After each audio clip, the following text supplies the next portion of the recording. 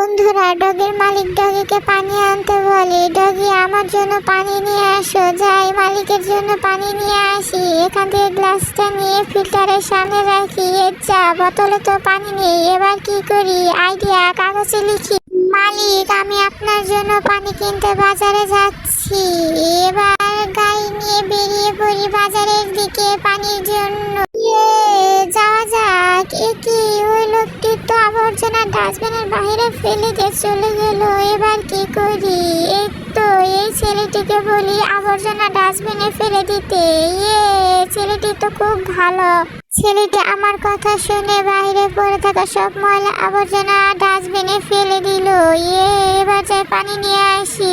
কি, এখানে তো রাস্তার হাউসের মুখ খোলা, এখানে অ্যাক্সিডেন্ট হতে পারে। এই লোকটিকে তো খুব খারাপ বলে মনে হচ্ছে। এবার কি করি? আমাকে কিছু